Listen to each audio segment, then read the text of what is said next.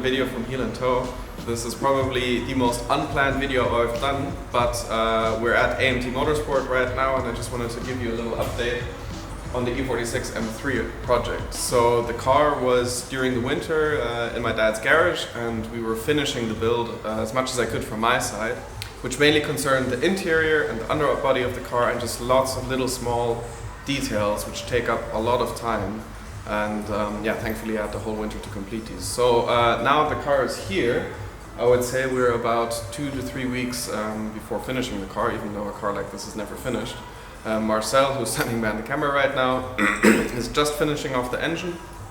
Rod bolts are going in from ARP, and then the engine will be installed next week. And yeah, so just wanted to give you a little update. Let's maybe actually start with something tasty, which is the parts here. The Hameless Racing carbon airbox has arrived, which from the quality just looks absolutely incredible. So yeah, we have a full carbon airbox. I will go into detail about this another time, but I'm very, very excited to install this. It's going to produce some very nice sounds. And together with a CSL map and the map sensor, it should produce some nice power. Including is also this 3D printed snorkel, which is outstanding quality for 3D print, which basically attaches to the airbox and goes down to the bottom of the bumper to get direct airflow. This imitates the original CSL snorkel, except that there is no flap. The original CSL has a flap which activates at a certain RPM. We don't have this, but yeah, this is one of the most exciting parts for me. And another part we have is an upgraded oil cooler from DO88 or DO88, however you want to call it. Just also another essential thing that you want to do when driving on track, especially if you're doing it over and over again. Want to keep oil temperatures low, so we have this, very nice. We also still need a water cooler. And I think I'm also going to get a DO88 water cooler or Mishimoto. We have to see. But let's get to the E46 M3. Yeah, here we have it. It's together in one piece.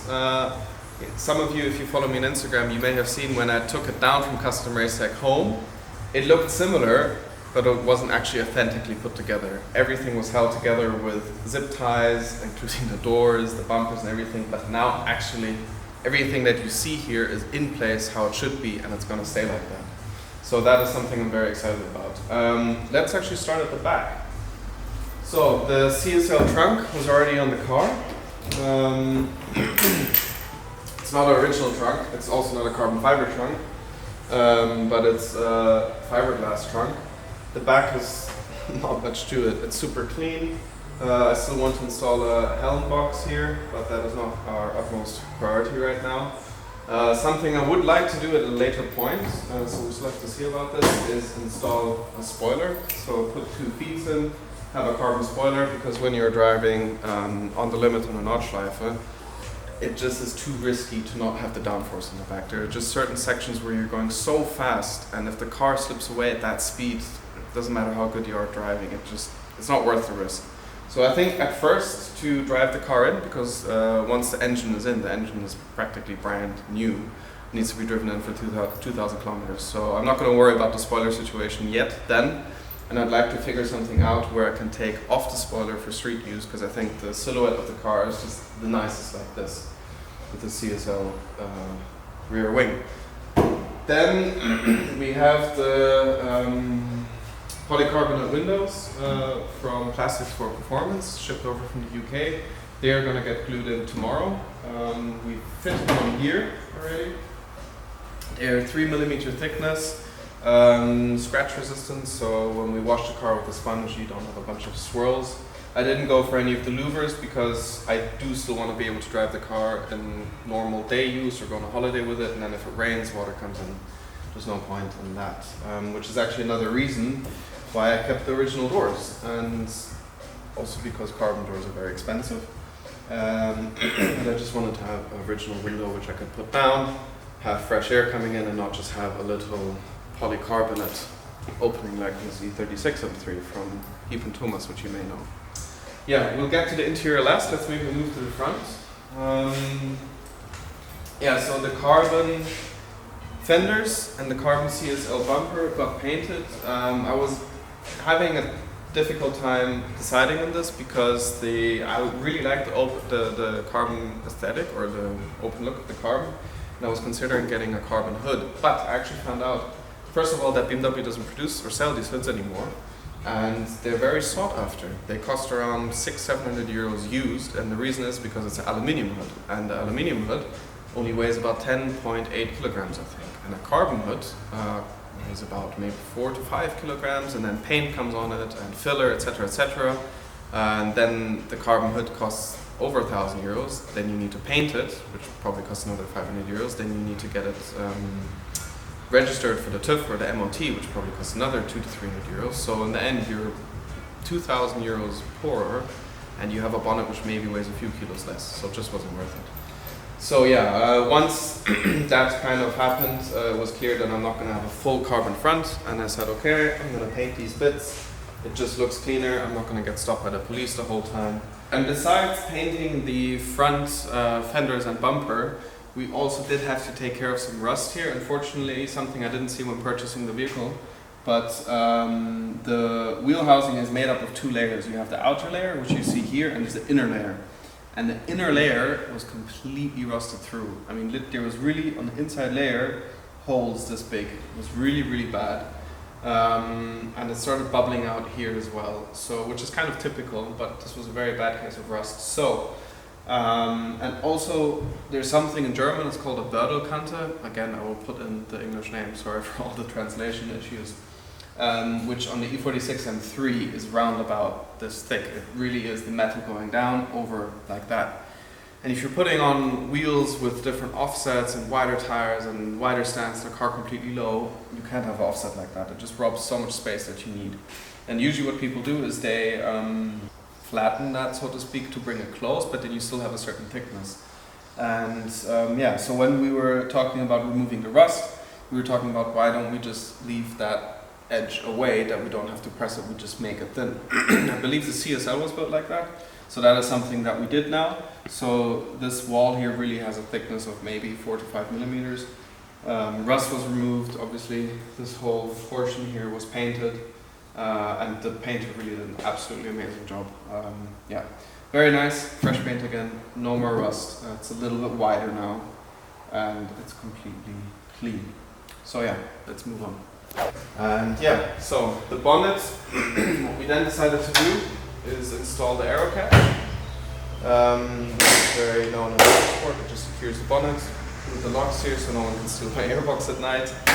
It was quite a pain to do because you just have to cut it out, and there's actually 3 to 4 layers to the bonnet, and it's just a massive pain. The first one took 4 hours, the second one then took 2 hours, but now it's done. Because since we built the car from right-hand drive to left-hand drive, we would have had to gotten a new opening for the bonnet because it's with a cable. And I said before, I'm going to go through all that process. I'm just going to get rid of the locks, install the aero catch. This is where it locks in. So yeah, here you see the engine bay. What's missing? The engine. As I mentioned, that is being finished off right now. It's going to go in next week. The right-hand drive to left-hand drive conversion is complete. We had to get the new steering rack, steering column. We could actually use the same one.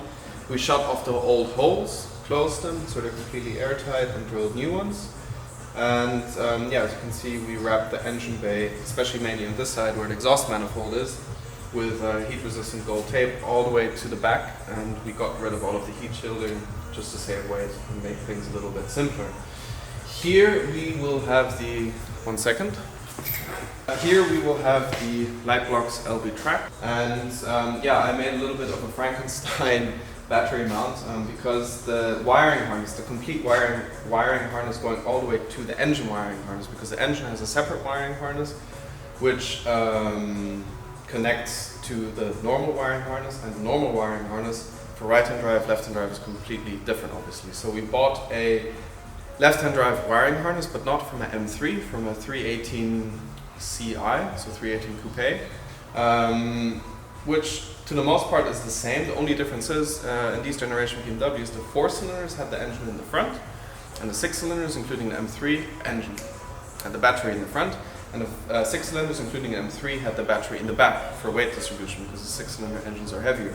So since this is a wiring harness from the 4-cylinder, the plus cable for the battery goes here to the front. But that's not that bad, because this battery weighs less than 3 kilos, and it's just simpler to keep it here. Yes, it would be good to have the 2-3 kilos more in the back, since we've gotten rid of a lot of weight from the back and the balance is off. But the big red plus heavy red plus cable going all the way to the back, that length weighs another 3 kilos, so it's not much of a difference. So yeah, therefore I built a little bit of a Frankenstein mount here for the light blocks, but that works very nicely. We have the already existing Mishimoto electric fan, then the water cooler is going to go here. Obviously the engine, the nice airbox. Yeah, this is what Marcel is going to finish off and make sure it's running. I believe he says, we will talk about this more in the next episode when we're installing the engine and starting it for the first time, but I believe he says it will probably have around about 380 horsepower. But again, more to that next time. Yeah, then the painted CSL bumper. The painter did an absolutely fantastic job on that. That is really, I gave the carbon bits to him and I said, listen, they are not in good shape, not in good quality, I don't expect too much, but he knocked it out of the park. They look very good. Yeah, roof is still standard.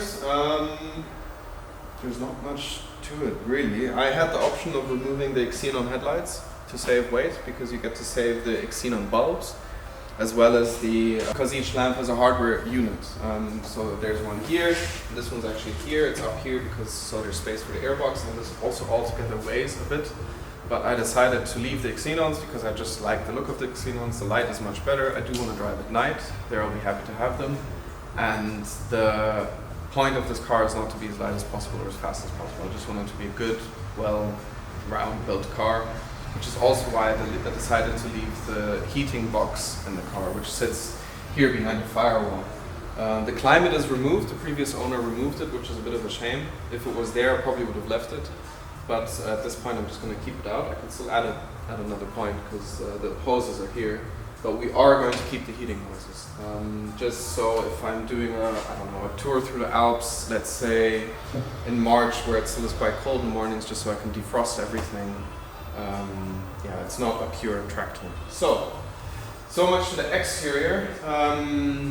The wheels are off currently because they're for test fitment on another M3. We still have a few service things to do. I would say I'm going to bring the car up and let's take a look from underneath.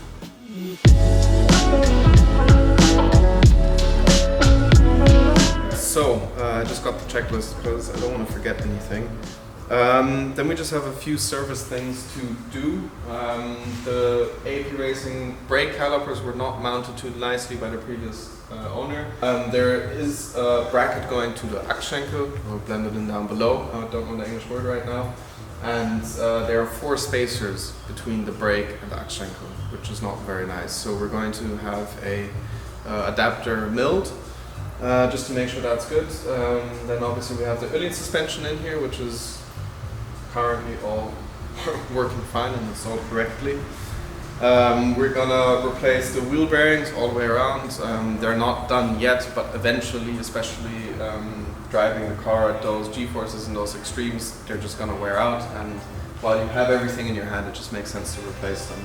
And we're also gonna replace the studs, just because a few things in the car, after I bought the car, weren't done as good as I thought, and I don't want to have to rely on my safety on these studs by the previous owner, where other things also just weren't very good. So, just a preventative measure. Same goes for the back. In the last episode you guys saw what we did to the rear axle. Yeah, let's bring the car a little bit up more and then we can take a look at the heat shielding. Alright, then another preventative thing that we're going to do is on these drive shafts we're going to replace the bolts, just to make sure we have full holding there. The same goes for the drive shaft going to the differential and to the gearbox. We're also going to replace those bolts. Then here there used to be a heat shielding. Somehow it got lost. I don't know how. It cost 200 euros from BMW, so I'm going to get some custom heat shielding that you can wrap around stuff. So we're just going to protect us from heat, which mainly prevents heat from the exhaust going to the interior. Yeah, other than that, you saw the heat shielding in the front going from the engine bay, and it goes all the way back here to the tank. And all brake lines were done new. And yeah, that's that. Now let's take a look at the interior. Alright, so now we are in the interior, the part that probably took the most work over winter, because we just finished the complete interior. We cut the dashboard with a lot of help from Nico from Custom Race Tech before bringing the car down. And then we cut the rest of the dashboard because you actually have to get rid of the sides of the dashboard, or at least cut it apart, otherwise you just cannot get it in between the cage here. But because I want to have an as much as OEM look as possible and not too race car or shitbox, if you will, that took a lot of finessing to get that in. The air vents also we had to cut out, because normally where the vents would go, now there is a cage.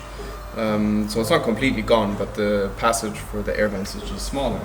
Then we had to cut the light switch module at the back. These are all things which you just don't see, because otherwise it collides with the cage. And I just want everything to fit in nicely. And now it does. The door cards, I sort of did a half-half solution, because they are quite heavy, especially the lower part. But as you can see, I cut them here so that the top retains looking as original, which was very important, because if you don't do that, the top of the doors actually have these metal clips and it just doesn't look nice. So this is original. We have the original opening here. Then we have the straps here from MD Track Performance, and the door cards that I made myself with a big shout out and thank you to my dad. He spent a lot of time and effort making them absolutely perfect. We basically used alu dubon, which is a metal or plastic card reinforced with thin metal. Then we glued foam to it, which is about 8 millimeters thick. And then we wrapped it, glued it in Alcantara, and I used these black bolts to just press it in. And the original doors, where the door card normally clips in, I put in the rivet nuts, not sure what they're called, but rivets which basically have a thread inside of it. Press those into the door so that we can bolt in the door cards, and they're absolutely bomb-proof now. The strap is actually bolted directly to the door, so you're pulling on the door, not on the door card. So that's all nice. And yeah, as I said, original doors and glass, so we can have a window here. Then the rest of the cage, I still need to install a few of these. These are just the head pads that, in the case of an accident, God forbid, and if you're not wearing a helmet, that your head just doesn't go straight against the cage and you have a little bit of damping. I still need to put that here and there for the passenger side. Yeah, other than that, the interior, the painted state you already know. Here we have a Recaro SPA, I believe, carbon Kevlar seat, which is extremely tight, but since I'm a skinny guy, it just about works for me. Absolutely very nice feeling. Mounted on some Animal Racing flat consoles. They're brand new. And by the way, I will put the link to everything that I have on the car that I'm mentioning now down below in the video description. And these consoles are brand new in the market for the E36 and 46, and they're extremely thin, flat and sturdy. I mounted them yesterday and this seat is completely fixed. I mean, there's a little bit of a wobble, but that's due to the adjustability of the seat. This one is fixed, you can't move it back or forwards, and that's absolutely fixed, and you can get very, very low. I didn't even take the lowest setting because it would be too low. Yeah, and the big advantage to these consoles is that they are not symmetrical. They're offset for driver and passenger. Therefore, because when installing a bucket seat, normally if they're not offset, you're sitting a little bit off to the center of the wheel, but because they're offset now, you can have it dead smack on the center to the wheel, which just helps everything make everything more balanced. So yeah, we have that. Then we have some Schroth 4-point harnesses, which I still want to extend to some 6-point harnesses, so there's no submarining. We decided to leave away the center console because it's just storage stuff, it's not really necessary. And I like the finish or the end of the dashboard here. Painted the handbrake black. Then we have the CAE shifter here, which is just placed here for the sake of this video. It has to get mounted properly, but man, I can't wait to install this and drive this. OMP Corsica dished wheel, also in black Alcantara, with yellow stitching to just match the yellow accents. And yeah, this driving position is just absolutely perfect. If I get a little bit close, barely any distance to shifting. I really can't wait. Alright, then regarding the pedals, we replaced the bushings or the guiding of the pedals. Originally they're plastic and they just wear out over time, therefore your pedals wobble. I replaced them with metal bushings, also from MD track parts, the same ones that supplied me with the straps, as well as the brake cooling, which is a hosing from the front going straight to the brake disc. Yeah, and so we did that. We got rid of the rubber around the pedals. I put grip tape on it, also put grip tape on the carbon floor panels, which I did myself, kind of MacGyvered them. They're not perfect, but I just wasn't ready to spend the money on some perfectly shaped ones because they're quite expensive. But this works. Heel and toe should be able to be done very nicely. Footrest works. I have grip due to the grip tape. Yeah. Then we wrapped this in Alcantara just to kind of get a nice look throughout. I think I made this in Alcantara as well. Then obviously got rid of the radio. The climate will sit down here, as well as the DSC button, very important. Here we have oil pressure, oil temperature and voltage. Then I put in 2 power outlets. I put in the hazards lights here, because in the E46 they're normally down here, and when you're completely harnessed in, it's a bit of a pain to go like this. When you're driving on the Nordschleife, as soon as there's a yellow flag, you want to let others know and press the hazard lights. So that's why we put that there. Yeah, that is that. Everything's wired and functional theoretically. Yeah, original M3 mirror. What else is there? So yeah, I hope you enjoyed the video. Let me know if you have any questions. The next episode will be very soon. We'll be installing the engine, we'll be starting the engine. Making sure that everything's running. Then we need to run in the car for 2,000 kilometers. We're going to do a TÜV, and we should be ready to go. And then we start testing the Öhlins suspension, driving on track, trying out what springs, what setup works. We just need to gather experience, drive. I have a few track days planned already. So yeah, stay tuned for that. I'm very excited to share that. I hope you are too. And as usual, thank you for subscribing and for watching. If you liked the video, please do leave a like, and if you have any questions, comment, and I will see you next time.